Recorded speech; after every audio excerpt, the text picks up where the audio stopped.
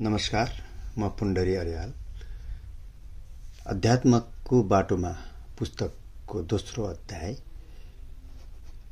मैले लिएको छु। यो मेरो लेखन हो। दोस्रो अध्यायमा धर्म भनेको के हो भनेर मैले जाने बुझेका र मलाई लागेका कुराहरू यहाँ राखेको छु। अध्यात्मको बाटोको पाइला टेक्ने जमर्को गरेको मान्छेले धर्मको बारेमा जान्न खोज्नु स्वाभाविकै हो। त्यो आवश्यकता पनि हो। त्यसैले पनि यसलाई जान्ने क्रममा मैले अध्ययनबाट सम्झे बुझेका कुरालाई लिपिबद्ध गर्ने प्रयत्न गरेको छु।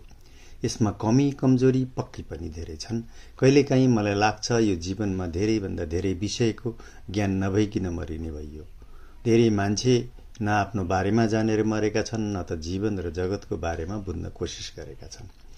ब्रह्माण्डको रहस्य अपरम्पार छ।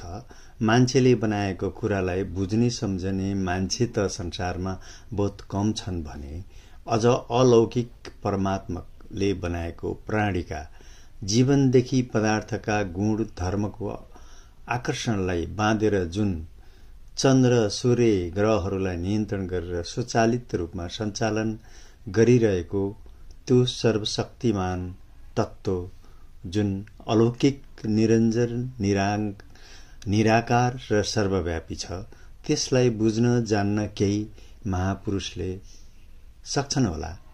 मैले आँट्नु भनेको दुस्साहस भन्दा केही होइन। धर्मको बारेमा सहजै हिन्दू मुसलमान क्रिस्चियन भनेर बुझियो भने त्यो अनर्थ हुनेछ। धर्म भनेको सम्प्रदाय, रिलिजन, पन्थ पनि होइन। धर्म भनेको हिन्दू, बुद्ध, सिख, क्रिस्चियन, मुस्लिम, ताओइस्ट, जुइस, जैन पनि होइन। यी सबै रिलिजन हुन्। यी सबैका आफ्ना भगवान छन् जसलाई यिनीहरूले पूजा गर्छन्। रिलिजनको शाब्दिक अर्थ धर्म होइन। पूर्वीय दर्शन अनुसार धर्म भनेको गुणवेत्तालाई भनिएको हो। रिलिजनभित्र धर्म लुकेको हुन सक्छ। धर्मलाई बाँड्न मिल्दैन, न त यसलाई चिराचिरा गर्न मिल्छ। धर्म एक विराट सनातन मान्यता हो, संस्कार हो, आध्यात्मिकता हो। समयसँगै धर्मको व्याख्या परिवर्तन हुन थाल्यो। मान्छेले शब्दजाल अर्थात् उस्तै अर्थ लाग्ने शब्द बोलेर दिग्भ्रमित बनाउन सफल भएका छन्। त्यसैले धर्म शब्दलाई आफ्नो सम्प्रदायसँग जोडेर व्याख्या गर्न थालियो। हजारौं वर्ष अगाडि हाम्रा अग्रजले धर्मलाई यसरी व्याख्या गरेका रहेछन्। अद्रोश्चाप्य लोभस्य दमभूततया तप वर्मश्चे तथा सत्य मनुको क्रोश धृति। यो श्लोकबाट के अर्थ लाग्छ भने द्रोह नगर्ने, लोभ लालच नगर्ने, इन्द्रियलाई वशमा गर्ने, ब्रह्मचर्यलाई नियमन गर्ने, प्राणी जगतलाई दया गर्ने, जप तप आराधना भक्ति गर्ने र सत्य मार्गमा हुने र दया कृपा क्षमा भावलाई धारणा गर्नु नै धर्म हो। माथिको उल्लेख गरेको श्लोकले यही भन्छ। माथि उल्लेखी आचरण गर्ने व्यक्ति नै धार्मिक हो।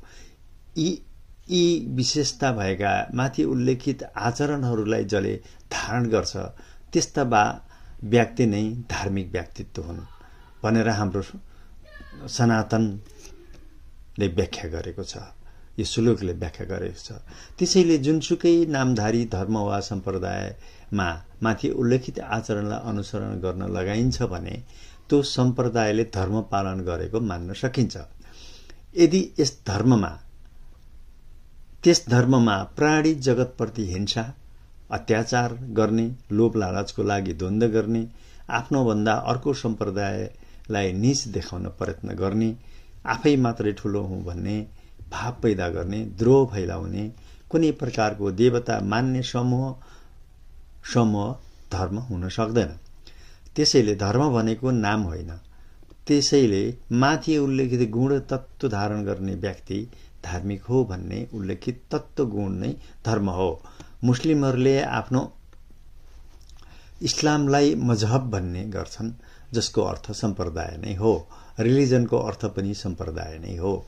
जुन दर्शनमा ब्रह्माण्डसँग तालमेल गरेर मानव जीवनलाई उत्कृष्ट, सुखमय, आनन्दमय, शान्तिमय, प्रेममय, सत्य, दया, क्षमा, प्राणी जगतसँग दया प्रेम स्थापित गर्न गरिएको पथ प्रदर्शक वा गाइडलाइनलाई धर्म भनिन्छ, जसले मानवले पालन गर्ने कर्तव्य, अधिकार, नीति, कानून, सत्य, न्याय, आचरण, सद्गुण, रीतिरिवाज, सदाचार, चरित्र, दया, क्षमा, भक्ति, नैतिकता साथमा अन्य कुरा समावेश गरिएको हुन्छ, जुन प्रकृतिसँग सामिप्य र अनुरूप रहेर अनुशासित भएर नियममा बस्ने एउटा मानव सभ्यता, संस्कार, संस्कृतिको संविधान नै धर्म हो। कुनै पनि धर्ममा मानव जातिलाई होच्याउने, दुःख दिने, दलित र तल्लो दर्जाको लेबल लगाइदिने कर्म गरिन्छ भने त्यो धर्म होइन, त्यो पाखण्ड हो। एउटा ईश्वर मान्नेले अर्को ईश्वर मान्नेलाई अपमान गर्ने त्यो धर्म होइन। जुन शास्त्रमा सर्वमान्य मान्यता छन् तिनलाई ओझेलमा पारेर राजनीति गरेर मानवको शोषण गर्ने माध्यम बनेको छ आज धर्ममा। धर्म त त्यो हो जसले मानव जातिको जीवनलाई एउटा उच्चतम अवस्थामा पुर्याओस् र मानव मात्र नभएर जगतमा भएका सम्पूर्ण प्राणी जगतको भलो, प्रकृतिको सम्मान गरेर यो सभ्यता अगाडि बढाओस्, जहाँ सबै सुखी रहन्, कसैलाई दुःख नहोस्, आनन्दमय होस्, प्रेममय र शान्तिमय, सत्यमय होस्। धर्म त्यो हो जस असत्यबाट सत्यतिर डोराओस्, अँध्यारोबाट उज्यालोतर्फ लैजाओस्, मृत्युबाट अमरत्वको मार्गमा लैजाओस्। सर्वे भवन्तु सुखिनः, सर्वे सन्तु निरामया, सर्वे भद्राणि पश्यन्तु मा कश्चित् दुःख भवेत्। असतोमा सद्गमय, तमसोमा ज्योतिर्गमय, मृत्युर्मा अमृतगमय। ओम शान्ति, ओम शान्ति। यही हो हाम्रो सनातन धर्म। धर्मको शाब्दिक अर्थ यस्तो पनि हो, कुनै पनि वस्तुको आफ्नै स्वभाव र गुण धारण गरेको हुन्छ, त्यही स्वाभाविक गुणलाई धारण गरेकोले त्यो तत्त्व गुण नै त्यस वस्तुको धर्म हो। धर्म भनेको व्यक्ति तथा वस्तुको गुणवेत्ता हो। ब्रह्माण्ड र प्राणी बीचको जुन प्राकृतिक अन्तर सम्बन्धको नियम नै धर्म हो। प्राणी र पदार्थभित्र भएको आन्तरिक विज्ञानलाई धर्म भन्दछन्। जीवनभित्र लुकेको नियमको खोज पनि धर्म हो। ब्रह्माण्डको आन्तरिक नियम नै धर्म हो, जसले जीवनको आन्तरिक नियमलाई अनुभव गर्न सक्छ। वसुदेव कुटुम्बक भन्ने भाव जागृत हुनु मानव धर्म हो। संस्कृति र अध्यात्मलाई जोडेर धर्म बनिरहेको छ, अर्थात् धर्म भनेको नै संस्कृति र अध्यात्मको एकाकार रूप हो। त्यसैले कुनै पनि मान्छे निरपेक्ष हुनै सक्दैन। इस्लाममा पनि दुईटा मार्ग छन्, शिया र सुन्नी छन्।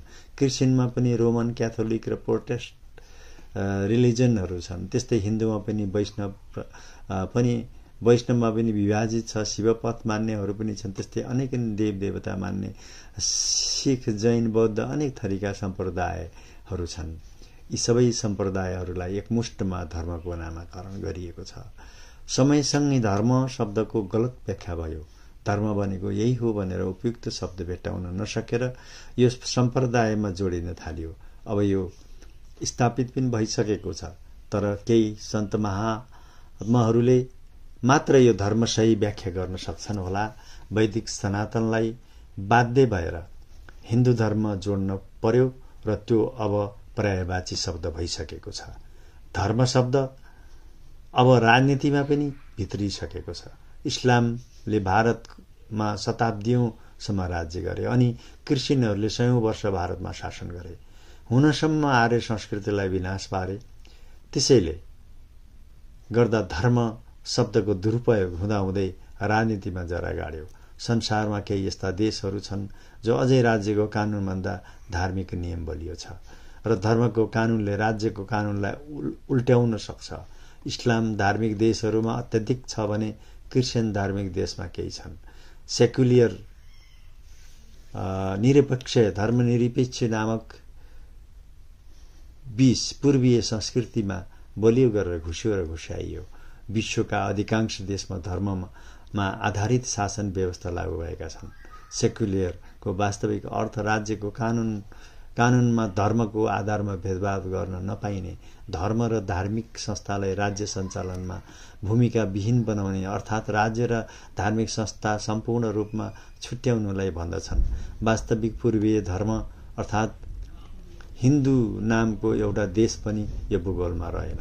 संसारमा नेपाल एकमात्र पहिले हिन्दू राज्य थियो। हिन्दू राज्य भएर पनि धार्मिक सहिष्णुता थियो। बुद्ध इस्लाम धर्म मान्ने अनुयायीहरूलाई राज्यले सहयोग पनि गर्थ्यो। राज्यले बौद्ध गुम्बा र मदरसा चर्च समेतलाई सहयोग गर्थ्यो। नेपाल राज्यको कानून र अदालतको निर्णयलाई कहिले पनि धार्मिक संस्थाले हस्तक्षेप गरेको थिएन। वैदेशिक हस्तक्षेपका कारणले नेपाललाई धर्मनिरपेक्ष बनाएरै छोडे।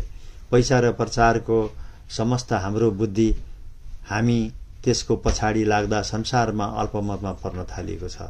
धर्मको नाममा कर्मकाण्डीलाई बुझेर धर्मको अपव्याख्या हुन गयो र हामी बीचमा वितृष्णा फैलिन पुग्यो। हाम्रा ऋषि मुनिले धर्मको व्याख्या मानव जातिलाई उत्कृष्ट र सुखमय, आनन्दमय, शान्तिमय, प्रेममय, सत्य, दया, क्षमा, प्राणी जगतसँग दया प्रेम धारण गर्नेलाई धर्म हो भनेर व्याख्या गरेका थिए। वास्तविक धर्मको अर्थ नबुझिकन धर्मको खिल्ली उडाउनु हाम्रो लागि दुःखद भयो। वास्तवमा धर्मको लामो व्याख्या गरिरहनु जरुरी छैन। जड वस्तुको धर्म उसँग भएको सामर्थ्य र गुणलाई व्यक्त जब गर्छ त्यो वस्तुको धर्म हो। यदि मनुष्यले आफ्नो इमानपूर्वक कर्तव्यलाई पूरा गर्नुलाई पनि उसको धर्म हो भन्न सकिन्छ। हामीले सुनेका धर्म बौद्ध, जैन, सिख, क्रिस्चियन, हिन्दू, मुस्लिम र अनेकन सम्प्रदायहरूको झोलामा धर्म पाउन सक्नुहुन्छ। अर्थात् सबैमा धर्म भेटाउन सक्नुहुन्छ, तर धर्मको झोलामा कुनै पनि सम्प्रदाय धार्मिक भनिने समूह भेटाउन सक्नुहुन्न। धर्म त्यही भएर विराट स्वरूप हो। यी सबै सम्प्रदाय, मानवतावादी सबै दर्शनहरू भलै नास्तिकता किन नहोस्, यही धर्मबाट उत्पत्ति गराइएको हो। यसैबाट खण्डित रूपमा लिएर सिर्जना गरिएको हो। त्यसैले धर्मको व्याख्या अनुसार धर्म यो ब्रह्माण्डको फुल प्याकेज हो भने सबै सम्प्रदायहरू धर्मका खुद्रा र झोले पसलको रूपमा हो। मैले धर्मलाई यसरी बुझेँ। यो धर्मको बारेमा मैले यसरी बुझेँ भनेर मैले यो पुस्तकमा समावेश गरेको छु।